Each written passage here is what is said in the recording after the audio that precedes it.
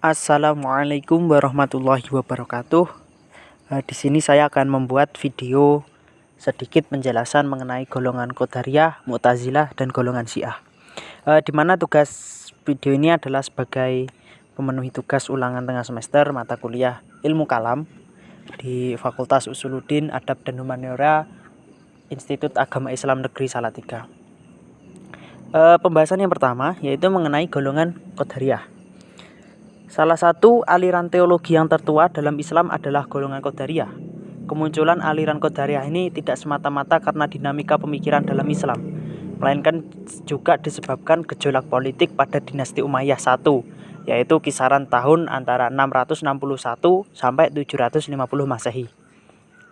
Pokok pemikiran para tokoh aliran Qadariyah yang paling masyhur dalam sejarah ialah pandangan bahwa manusia memiliki kehendak atas untuk memutuskan perbuatannya sendiri. Hal ini membuat Qadariyah bertentangan dengan aliran Jabariyah. Keyakinan bahwa manusia bebas berkehendak dan bertindak itu melatar belakangi penanaman aliran ini dengan istilah Qadariyah. Secara etimologis, Qadariyah dalam bahasa Arab berakar pada kata qadara yang memiliki arti kekuatan atau kemampuan. Qadara pun bermakna menentukan atau menetapkan. Tokoh pendiri aliran Qadariyah adalah Ma'bad al-Juhani. Ma'bad al-Junaini wafat pada tahun 80 Hijriah, lahir di Basrah dan termasuk generasi tabi'in. Ia juga dikenal sebagai muhadis atau ahli hadis. Paham Qadariyah yang dipelopori oleh kedua tokoh itu muncul selepas pergantian Khalifah Rasyidin ke kekhalifahan Rasyidin ke dinasti Umayyah, tepatnya setelah era perpecahan umat Islam karena tumbuhnya khilafah Ali bin Abi Thalib dan Muawiyah bin Abu Sufyan naik tahta menjadi khilafah pertama dari dinasti Umayyah. Saat itu banyak masyarakat muslim yang tidak setuju dengan gaya politik Muawiyah yang bertolak jauh dari pemikiran Khalifah Rasyidin. Muawiyah kerap memojokkan oposisi politiknya bahkan atas kekuasaan anaknya yaitu Yazid bin Muawiyah. Pokok pemikiran aliran Qadariyah. Inti pemikiran aliran Qadariyah adalah kehendak bebas manusia, artinya manusia memiliki daya untuk memutuskan keinginannya secara mandiri, terlepas dari takdir Allah Subhanahu wa Ta'ala.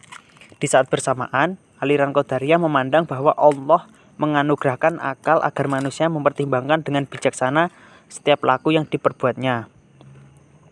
Para pengikut aliran Qadariyah memosisikan akal sebagai instrumen penting. Ia adalah penimbang keputusan manusia. Pandangan bahwa akal adalah hal krusial dalam laku beragama kelak mempengaruhi aliran yang lahir di era kemudian, yakni Mu'tazilah pada tahun 723 Masehi. Nah, berikut adalah sedikit penjelasan dari golongan Qadariyah. Selanjutnya yaitu teologi Mu'tazilah. Salah satu aliran teologi Islam yang menggunakan akal di atas segala hal adalah Mu'tazilah. Dalil-dalil nas Al-Quran dan hadis adalah penopang dari kapasitas akal yang dianugerahkan Allah kepada manusia. Demikian kesimpulan umum dari doktrin Mu'tazilah. Penganut aliran Mu'tazilah meyakini bahwa akal bisa mengantarkan pada keimanan dan ketaatan pada Allah. Aliran Mu'tazilah dipelopori oleh intelektual muslim bernama Wasil bin Atha al-Makhzumi pada tahun 700-an Masehi di Irak. Wasil bin Atha lahir di Madinah pada masa pemerintahan salah satu khalifah Bani Umayyah, yaitu Abdul Malik bin Marwan pada tahun 65 sampai 86 Hijriah atau 684 sampai 705 Masehi. Wasil bin Atha meninggal dunia pada masa pemerintahan Marwan II, yaitu 127 sampai 132 Hijriah atau 744 sampai 750 Masehi. Pada mulanya, Wasil bin Atha adalah murid ulama terkenal, yaitu Hasan al-Basri. Namun, Wasil bin Atha kemudian mengembangkan paham teologinya tersendiri sehingga menentang pendapat gurunya tersebut. Dalam bahasa Arab, Mu'tazilah artinya adalah keadaan memisahkan diri.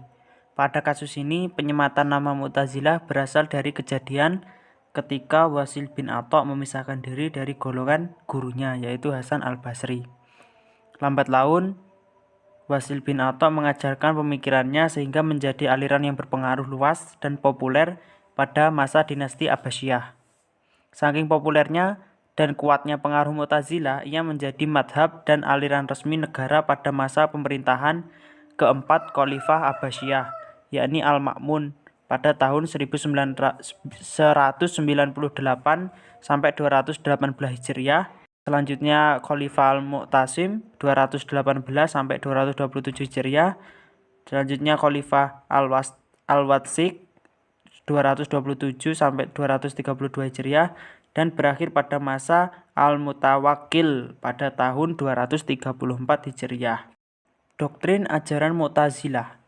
Doktrin Mu'tazilah terpusat pada 5 dasar ajaran yang disebut usulul khamsah, yaitu yang pertama at-tauhid, yaitu mengesahkan Allah atau keesaan Tuhan. Yang kedua al-adlu atau keadilan Allah.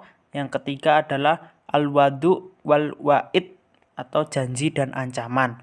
Yang keempat al-manzilah bainal manzilatain, yaitu posisi di antara dua posisi. Dan yang kelima adalah amar ma'ruf nahi mungkar, memerintahkan yang baik dan mencegah yang mungkar. Baik, yang selanjutnya adalah Syiah.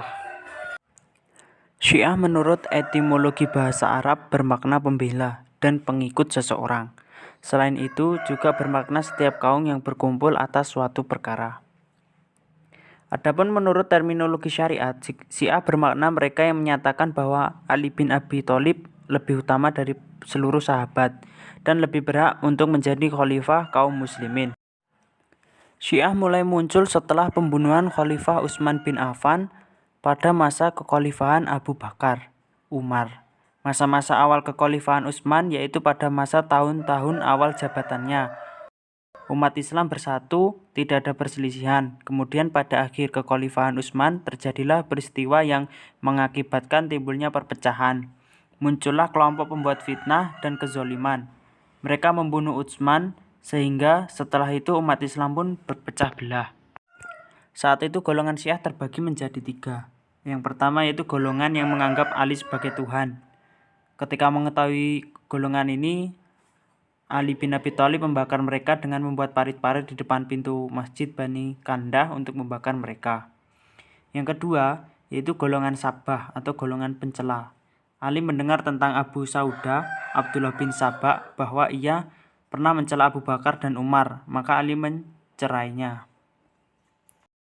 Yang ketiga adalah golongan Mufadilah, yaitu mereka yang mengutamakan Ali atas Abu Bakar dan Umar. Dalam sejarah Syiah, mereka terpecah menjadi 5 sekte. Yang utama yaitu Kaisaniyah, Imamiyah, Zaidiyah, Ghulat, dan Islamiyah. Dari kelima sekte tersebut lahir sekian banyak cabang-cabang sekte lainnya. Dari 5 sekte tersebut, yang paling penting untuk diangkat adalah sekte Imamiyah atau Rafidhah yang sejak dulu hingga saat ini senantiasa berjuang keras untuk menghancurkan Islam dan kaum muslimin. Dengan berbagai cara, kelompok ini terus berusaha menyebarkan berbagai macam kesesatan, terlebih setelah berdirinya negara Syiah Iran yang menggulingkan rezim Shah Reza Pahlavi. Nah, mungkin cukup itu video dari saya. Pastinya masih banyak ketidaksempurnaan, kesalahan. Mohon koreksinya dari para penonton. Silahkan bisa ditulis di kolom komentar. Terima kasih. Wassalamualaikum warahmatullahi wabarakatuh.